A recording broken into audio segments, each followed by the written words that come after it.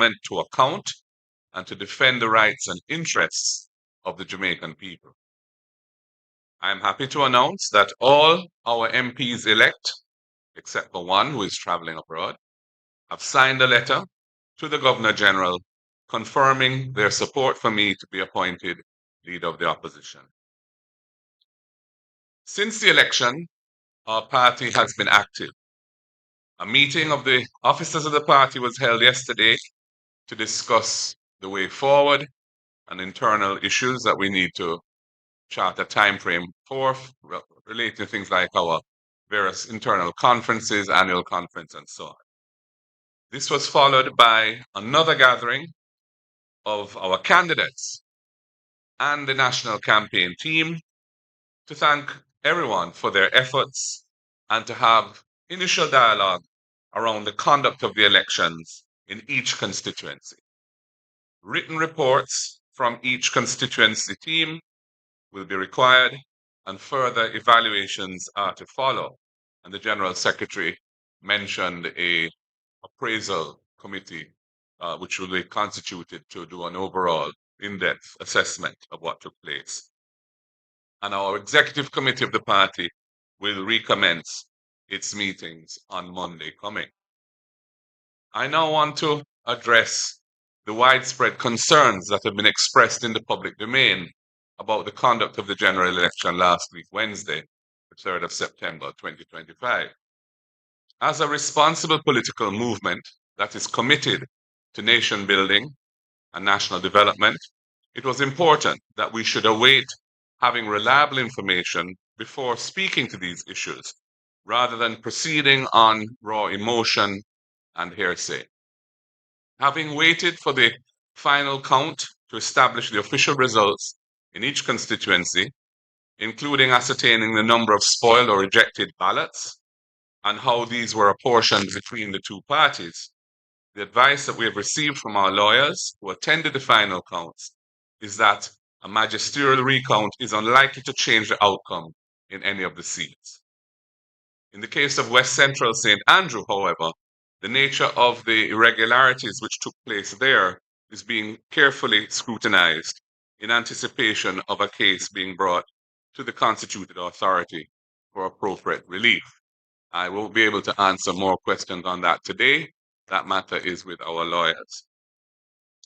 While we don't have sufficient evidence to mount a legal challenge against the outcome of the elections, we are nonetheless deeply concerned at the extensive and I would say vulgar use of state resources to impact the outcome of the election over the campaign period. Specifically, the massive political advertising paid for by ministries, departments, and agencies of government during and up to election day at the cost of taxpayers to benefit the incumbent JLP administration is problematic. And we are going to have to, as a nation, look at the way in which public resources are used in support of political achievements in the election period. We're also concerned about the unprecedented scale of distribution of benefits, black tanks, fertilizer, building materials, cash, by both the state and the Jamaica Labour Party. And in some cases, it's very different to distinguish one from the other. And we have received numerous reports of widespread suppression of PNP votes across marginal constituencies, with reports of very large sums of money being paid. And this strategy was enhanced by the timing of the elections and related giveaways in the back-to-school week, when parents in low-income families in particular are most vulnerable and could be financially induced to prioritize loyalty to their families and their children over party loyalties. A second concern we have is in relation to some aspects of the operations as conducted by the Electoral Office of Jamaica.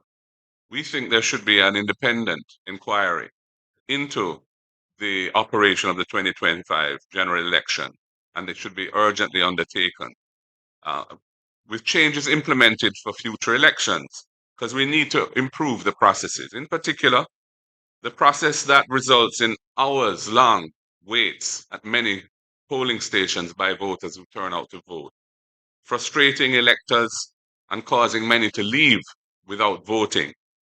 And this factor is exacerbated by the law, which only gives 3 hours as a window to employees to be away from their workplace during working hours for voting, which is clearly inadequate in Jamaica's modern realities when you consider the time for transportation to get to a polling station from the workplace, depending on where the person works and where they vote, and the lengthy delays in the lines in some polling stations.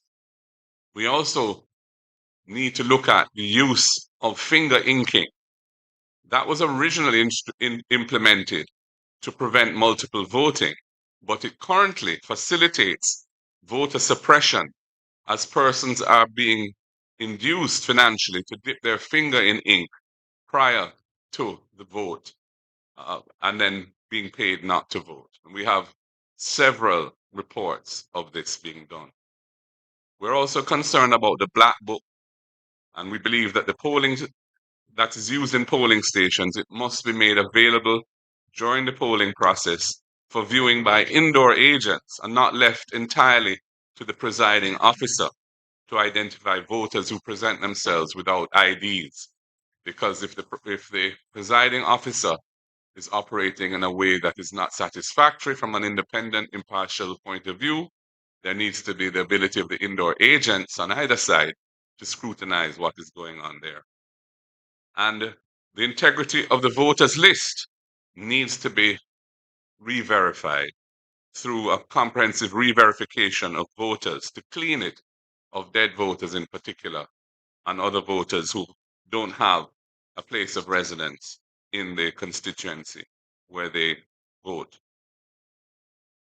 We will be sending teams into those constituencies which were most affected by these issues to conduct a field survey. This survey will empower Jamaicans who experienced or witnessed these issues to share their experiences with us. Many persons are deeply upset by what took place, and this process will allow them to get some closure. It will also assist us to advocate for changes to the law and the processes of elections that will ultimately help to protect Jamaica's democracy from tactics that clearly affected the ultimate outcome of the 25 general election and which are not contemplated by the system that we have. I will now hand over to our legal advisor. Thank you. Well, thank you. Thank you, Party Leader. As you've said at the beginning, and the General Secretary has commented, we are at this time not intending to have any magisterial recounts. Other processes that are available, legal processes that are available, are being looked at based on the evidence that will come forward. I will just echo the point that you make about a review of the management of the election by the EOJ. I think after almost 30 years of the system that was robust at the beginning, I think there is no concern that gaps are opening up and they need to be examined. And we will be doing so by the processes that you have outlined in the various constituencies and regions as well. So the other point really is the legislative and regulatory improvements that may well result from all of this, which is to ensure that the use of state resources prior to and during elections are much better managed. And I think there are clearly loopholes there, and we need to fill those gaps through the legislation and or regulation. And I believe that the point was well made by the abuse that we saw during this election. Those are the points I will add at this time. Thank you, MP Hilton. No, so in relation to I know one of the media houses carried an article saying that we were going for a magisterial recount in two constituencies. I'm not sure where they got that report from because we did not give that information to the media. We know that on the night of election, you have a preliminary count, and in the days after, you have the final count, which we waited on so we could get what is the official result from the EOJ. And after looking at that, we realized that there were three constituencies: Central Kingston, East Central St. Catherine, and Northern Trelawney, where the number of rejected ballots were more than the margin of victory. However, when we consulted with the teams that were present for the final count, we were reliably advised by them that of the rejected ballots, they are split roughly evenly between the two main political parties, and therefore you would not get any material change in the result in the constituencies. And as a result of that, we took a decision not to pursue any magisterial recount. So that is the official position of the People's National Party. We do have some other concerns of acts of intimidation, aggression, and vandalism that would have taken place since the elections have been concluded, and specifically in South St. James, the Anchovy Division, persons have been making threats about removing the water pumps, and I think they even made reference to using dynamites and other things like that to destroy the infrastructure. We've seen videos as well and heard voice notes of persons in eastern Portland that would have made comments that resources would be limited to the newly elected Member of Parliament, Isaac Buchanan. We have seen as well in Southeast St. Mary, where there's been vandalism of a community center and the removal of certain infrastructure in that area. And probably the most concerning of them all is in South Trelawney, where a team from the Labour Party, led by persons in leadership, went to the house, the accommodation of our candidate, Paul Patmore, to threaten him. We believe that these things are intended to intimidate and weaken the democratic process within the country. And we are calling on the members of the Labour Party, the leadership, to rein in their supporters and for them to understand that we do believe in a democratic process and we have to accept the outcome. Similarly to how we have accepted the result at the national level, it can't be that they accept it at the national level, but at the constituency level, they are reluctant to accept that Isaac Buchanan did defeat Anne-Marie Vaz in a free and fair election that took place in East Portland, and that as the duly elected representative, he should be accorded with all the respect and the authority that should be conveyed on such a office. We also want to encourage our candidates across the length and breadth of the country to remove the paraphernalia that was put up during the time of campaigning. And some of our candidates will not have much to do because their opponents already removed them before the elections. But for those that still have up some material, we're going to ask them, use this opportunity to ask them to remove those paraphernalia from the different constituencies. And I know that the municipal corporations will be playing a role in ensuring that we can return to normalcy.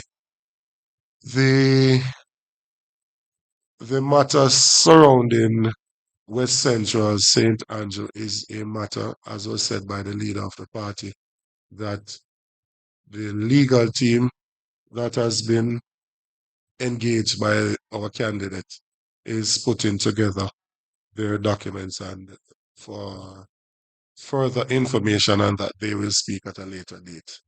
And so we'll leave it at that, and I will now open the floor to get any questions that may exist. Who's monitoring this? Is it Nationwide or Riva? What is the appropriate name?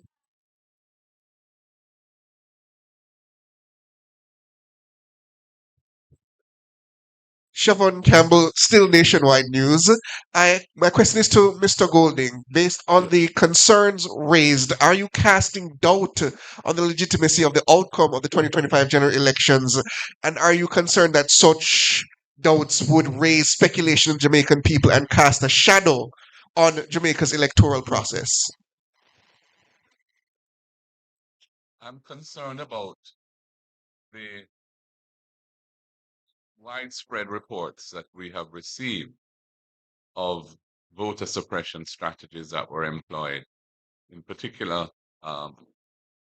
to dissuade our supporters and in some instances our workers from voting, and in case of workers from turning up in some instances for the elections. I'm not seeking to in any way suggest that we are not accepting that the government that has been elected will be duly constituted. I don't want to go down that road. I don't think that's a wise road for Jamaica.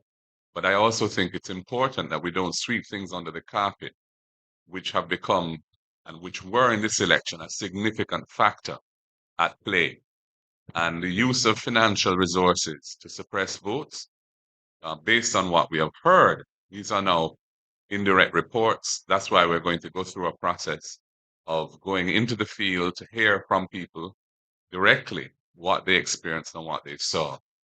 But based on the reports that we've received, this is a matter which really needs to be confronted by Jamaica's democracy, and certainly by our party going forward as to how we can try to respond to these types of tactics, which have become a central part of how our opponent operates in trying to secure power for themselves.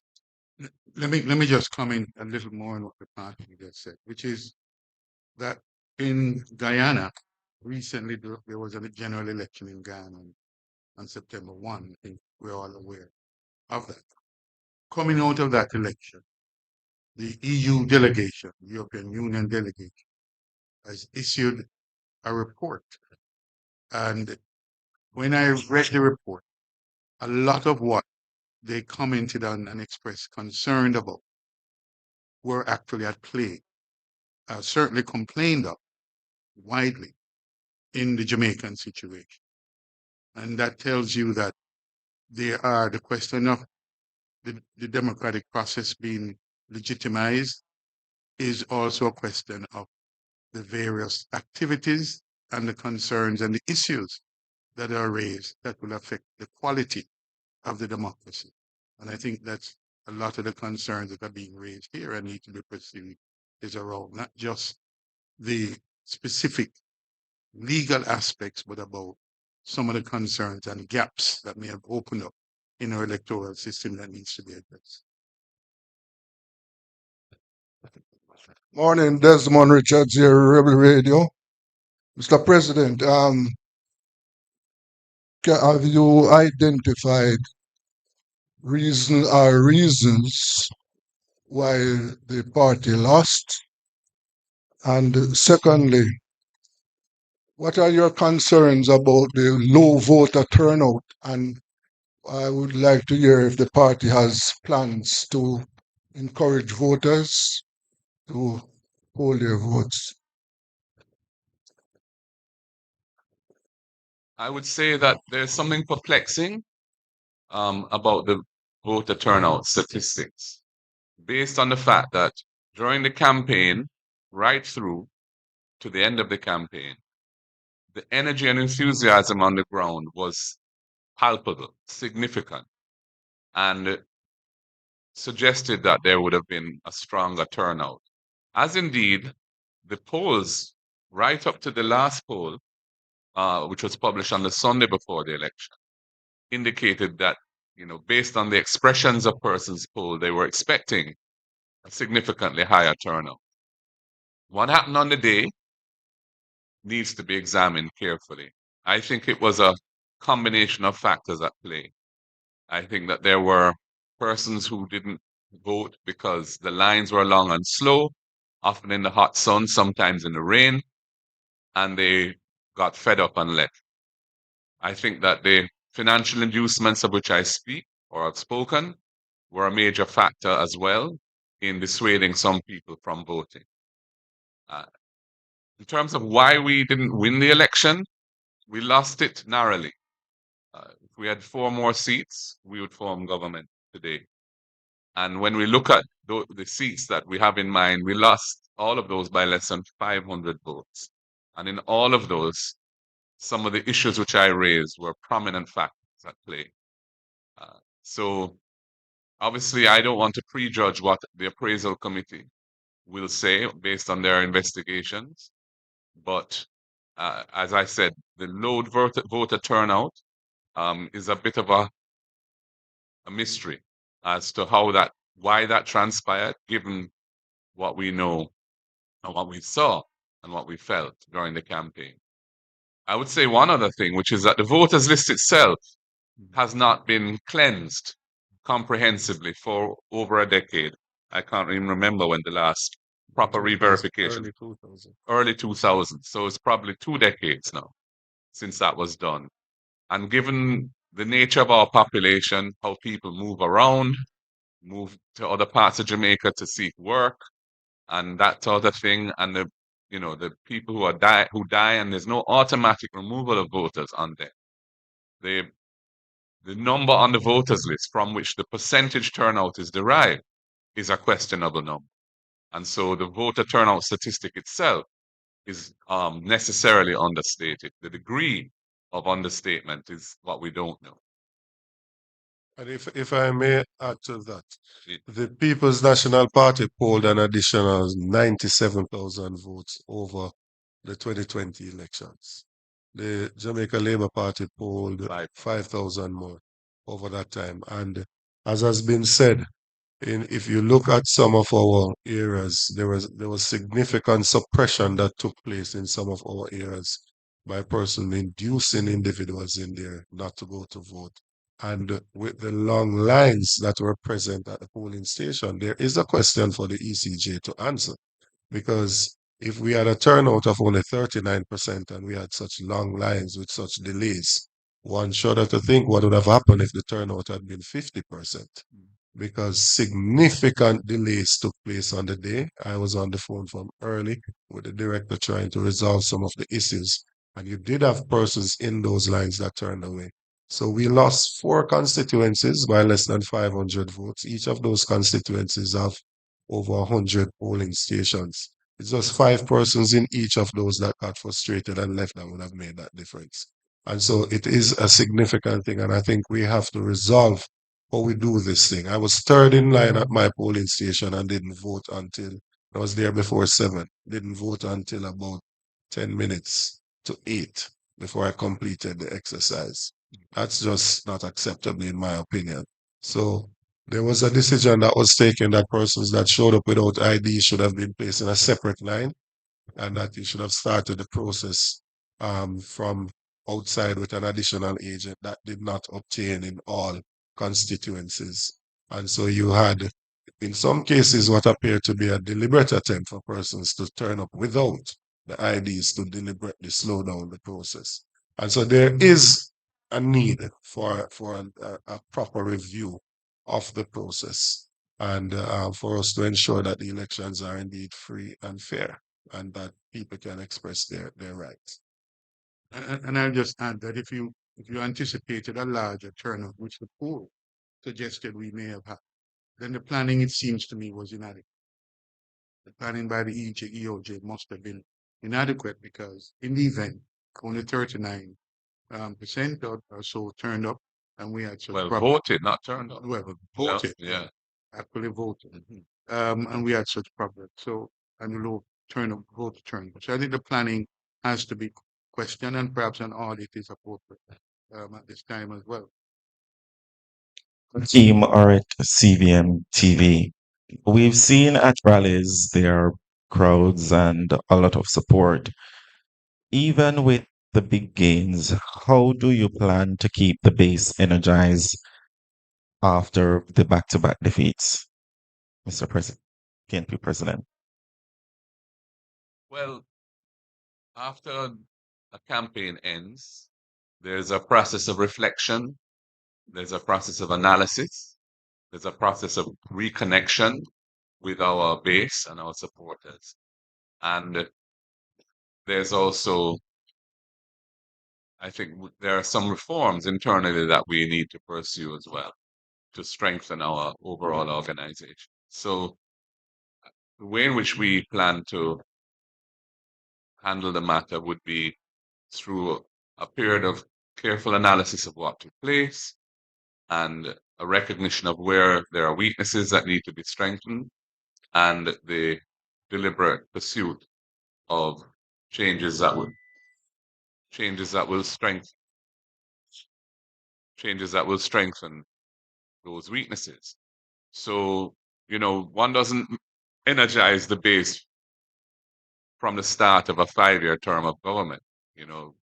Energizing the base comes from the kind of process involved in campaigning.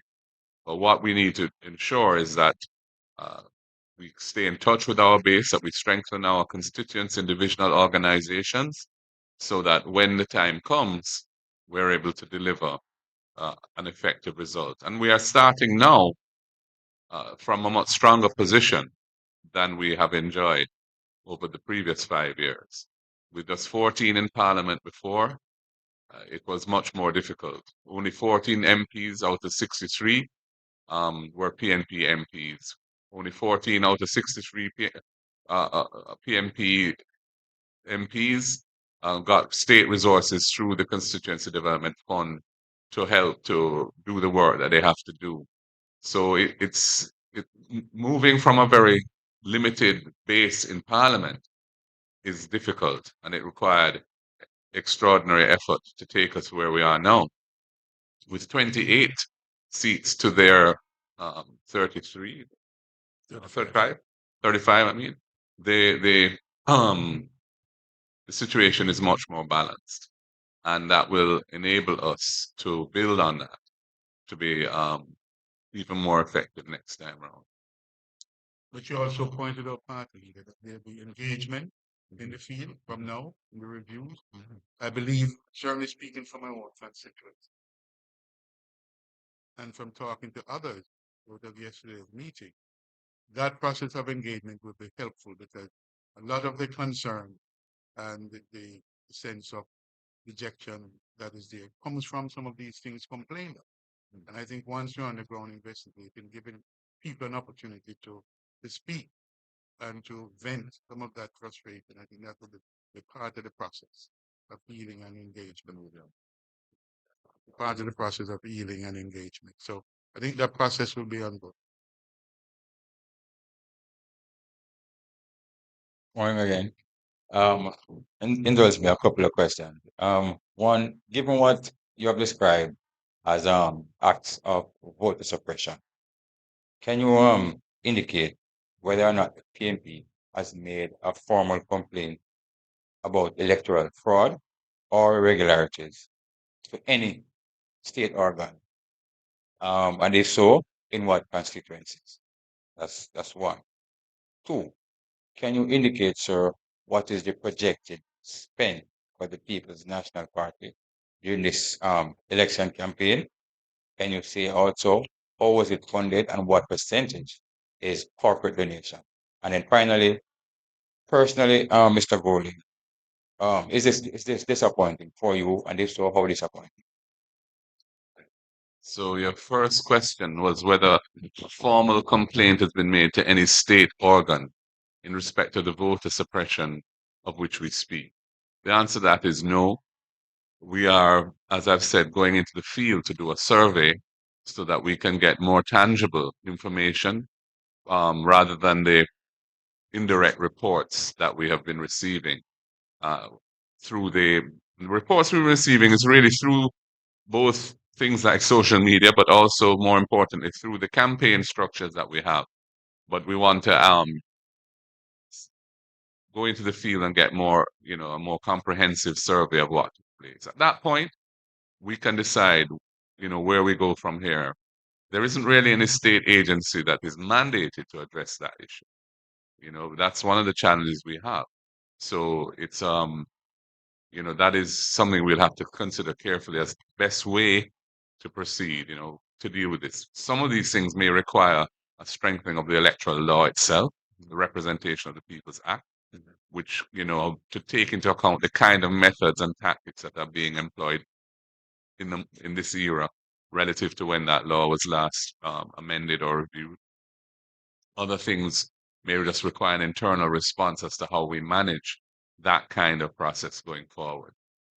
So that's my answer to your first question. Your second question was about campaign finance. Yeah. I haven't seen from our treasurer yet a final report on the level of funding raised and expended. Based on my assessment of it or knowledge of it, I would say most of the funding that we raised came from donors. Some are corporate donors, some are individual donors. And I'm very sure that they were within the overall envelope allowed by the law in terms of the limits. I can tell you that because I have a sense for the numbers, but I don't have the specifics. And the third question was about yeah, it's a mixed feeling. I feel pleased that we are on the up and up, that we have managed to double the number of MPs that we have in Parliament, that we are going to have a team in Parliament now that is going to be formidable as an opposition, given the people who won. And we have an excellent team. And the fact that we got 97,000 more votes this time than we got in 2020 is also significant as an increase. Our opponents got 5,000 more votes. So it was a definite improvement in our performance. Disappointment at the same time that we weren't able to deliver that final, 5 additional, well, call it 4 that we needed to just have 32, which is the threshold for winning. That was disappointing. And when we look at the seats that we thought we would have won and didn't, we have to look carefully at why we weren't able to prevail there. I think that the reasons for that were more to do with factors that took place on election day itself and maybe the night before or 2 nights before, rather than the campaign as a whole. I think the campaign as a whole, we ran a pretty exemplary campaign. I think it was a much more active campaign than our opponents in terms of presence on the ground and meetings and rallies and the attendance at those rallies. I think our manifesto was delivered in a reasonable time so people could digest it and was well received. I think that our performance in the election debates, where most people feel that we won each of the 3 debates, was also significant and helped us along. But, we weren't able to actually cross the line first because things went on, as I said, the very end of the process, which we were not able to respond to effectively on the day. And for that, we must all take some responsibility, including me as party president.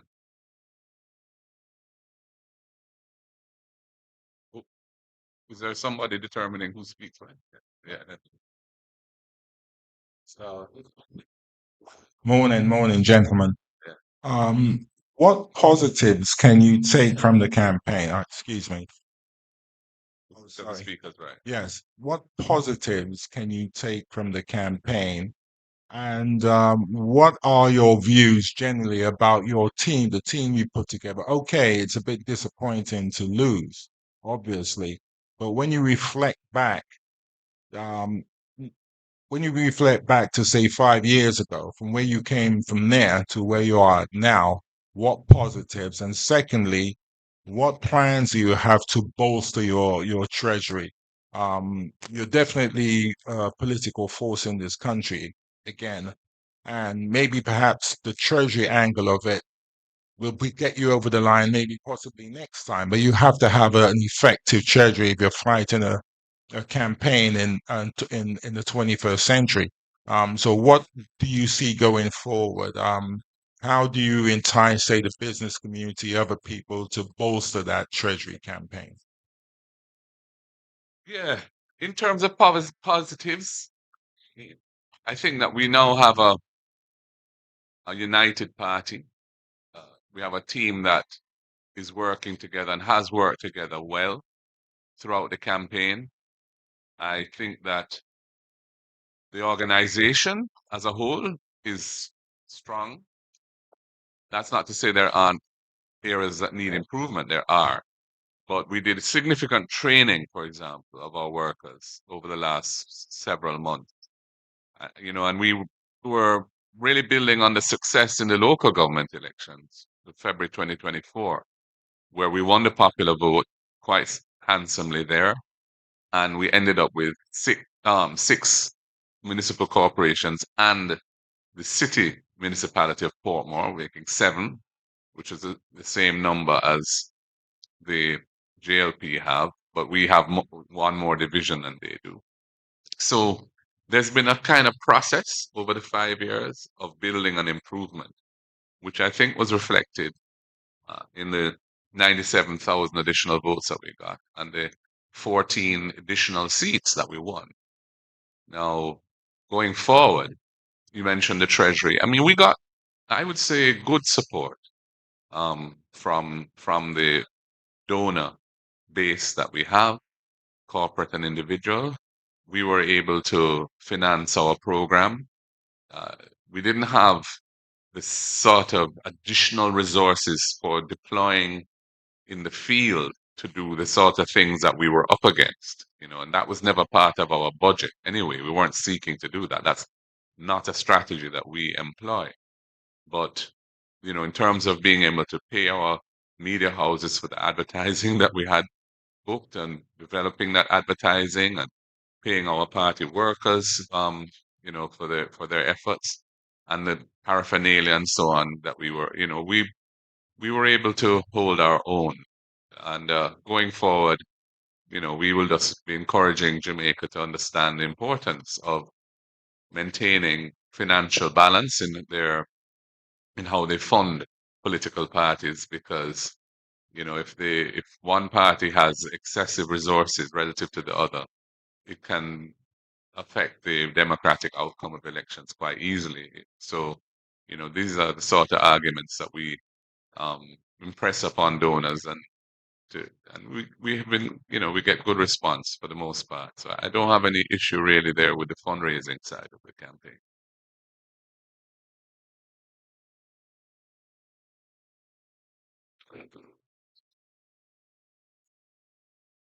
Yes. Good. All right. Greetings to all at the press table. President MG, this one is for you, sir. Who is this? I am Baba Tunde's Stargate Communications. Before I get into my questions, I would just like to start on a positive by saying there are some things that you initiated that changed the experience for the Rastafari community, especially from with the ganja experience and all.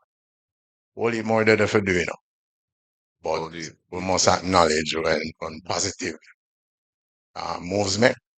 We acknowledge that. So we kick off the party. So the first question, seeing all of what we see now, maybe some 8-9 days after the election, was the People's National Party fully prepared? I have two more. I can know if I have a pause and answer or go with the other two and then.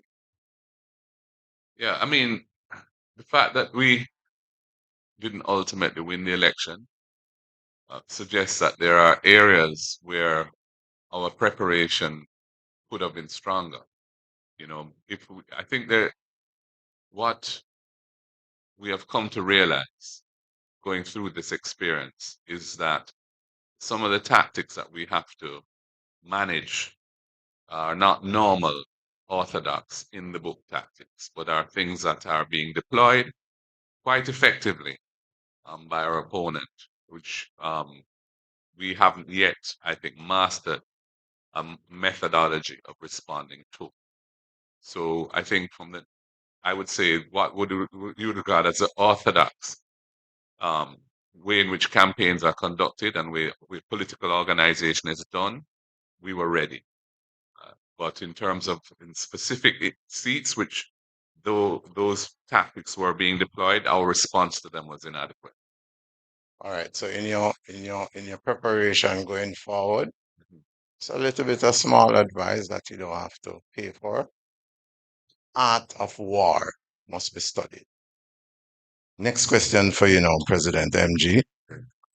The positive way forward, and there are aspects of your manifesto that are tangible and excellent. What plans are in place to not wait till 2030, but to one, empower the people and implement where it can. Much appreciated for listening. You got those? Yeah, I mean, in response, I think that I need to actually say something about that. Our manifesto was our series of policy proposals and programs that we had intended to roll out during the first five-year term that we were in government. Those things require being in government to be rolled out. An opposition party gets no state resources to implement plans and programs. We get a modest stipend as MPs to run a constituency office, and that's it. And then there's a CDF, which is a modest sum which hasn't been adjusted for inflation for many years now, of 20 million a year, out of which 1.5 million pays an administrator. So it's 8.5 million to be spent in a constituency with residents typically exceeding 40,000 people. So, I don't want to pretend that the opposition will be in a position to roll out things like the First in Family Scholarship or build 50,000 housing units at an affordable price for people, or to implement rent to own to enable persons who are currently excluded from the mortgage market to become owners of their own home, or indeed a disability fund to help persons with disabilities with $1 billion in it, and those sort of things. Those are things we want to do with reform government.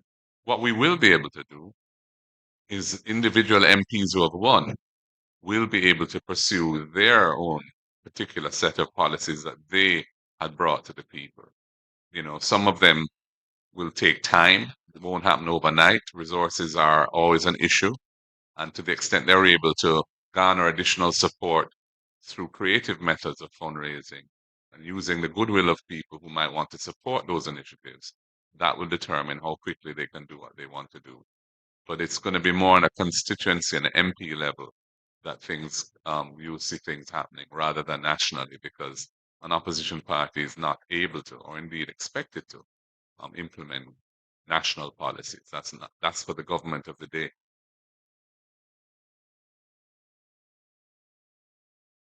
Just two more, one for Anthony Hilton and one for you, Mr. Golding. Mr. Hilton, you put forward the suggestion comparing Jamaica's electoral process to that of Guyana, which has a history now of concerns about the process. Whereas here in Jamaica, we had the OAS, CARICOM, as well as CAFE, all suggesting that the elections were free of harassment, free of intimidation, or any other irregularities, so far as going as to commending us in terms of our conduct here and to put forward Jamaica as a model that the Caribbean can follow. Isn't that a bit out of sorts in terms of that assessment by you in terms of irregularities? And to you, Mr. Golding, your predecessors have all offered their resignations to the wider party following an election loss. Will you not do the same, or will you simply take up your post as opposition leader going into the parliament? Let me. Well, you want to go first? No, I'll go And let second. me let me say, I think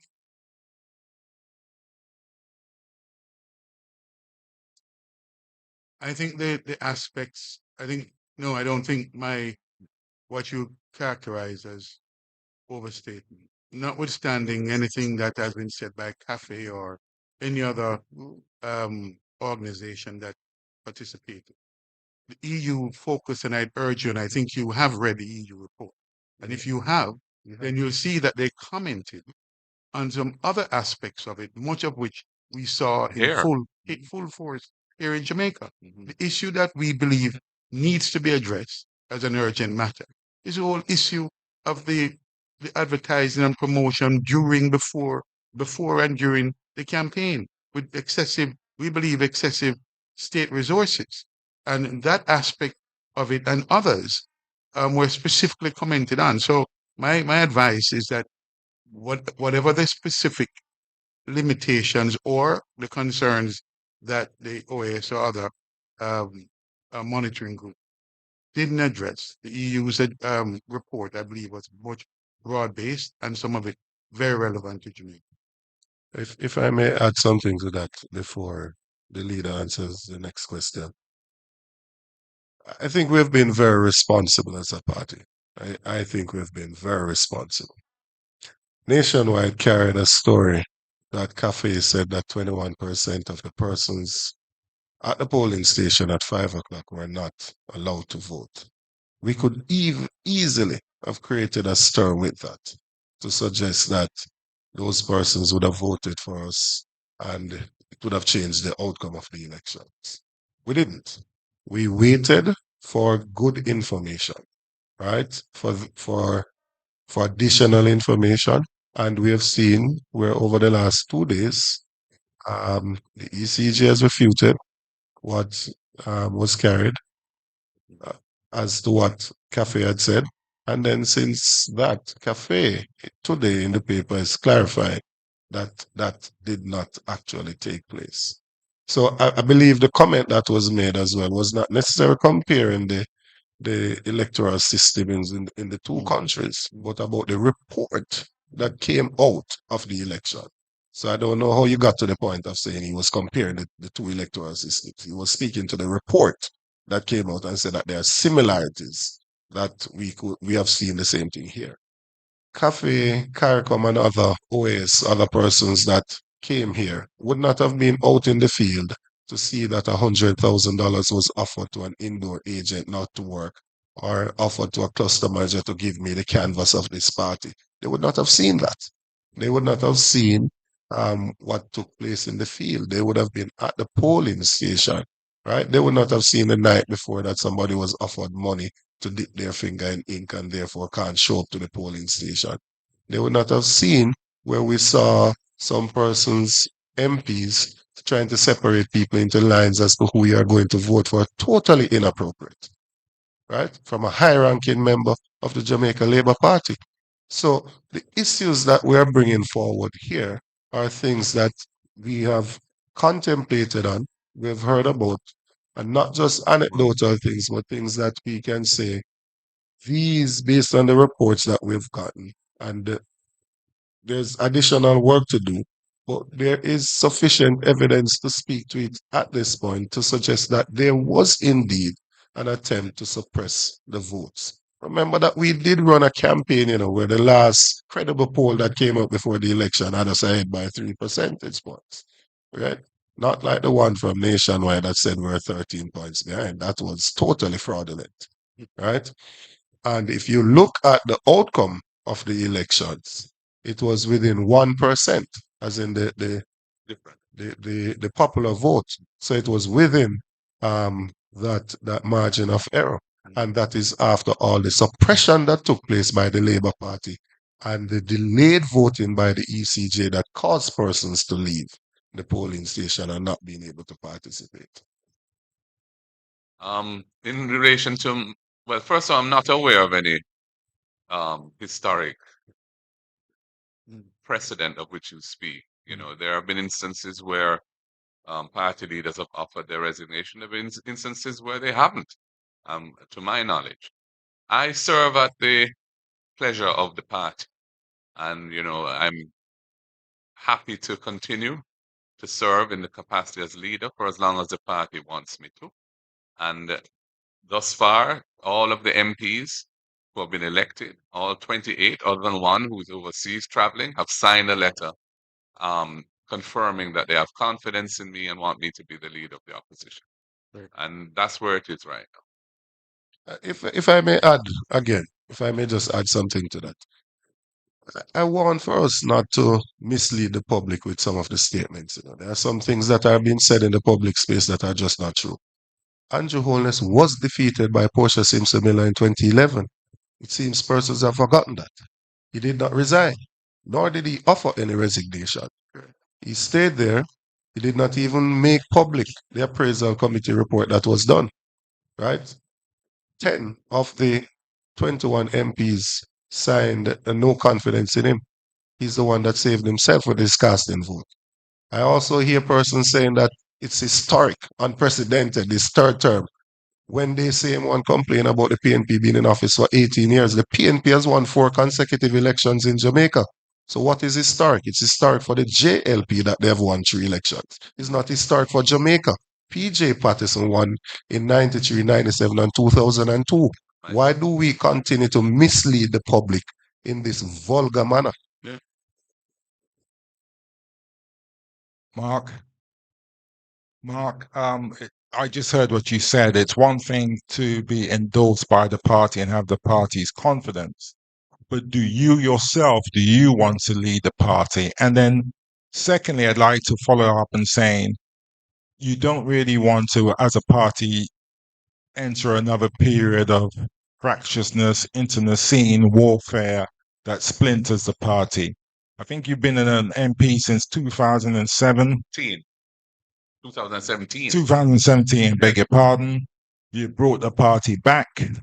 It seems united. You fell short. You've doubled your seats. I mean, that I think will go down in history.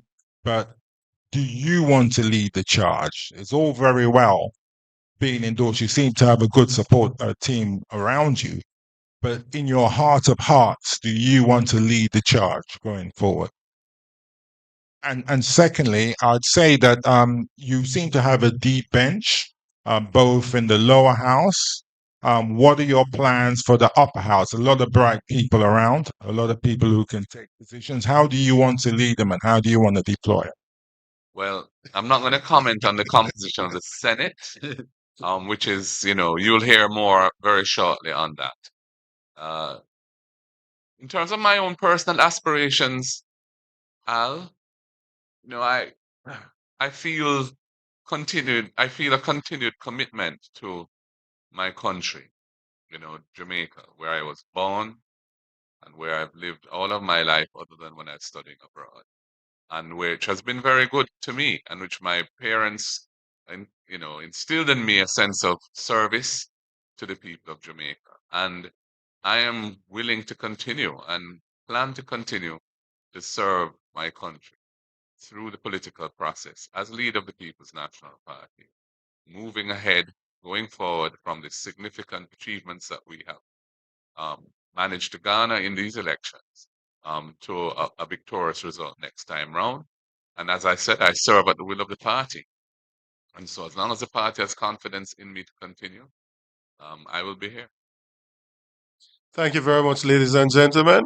I hope it was informative and have a great day.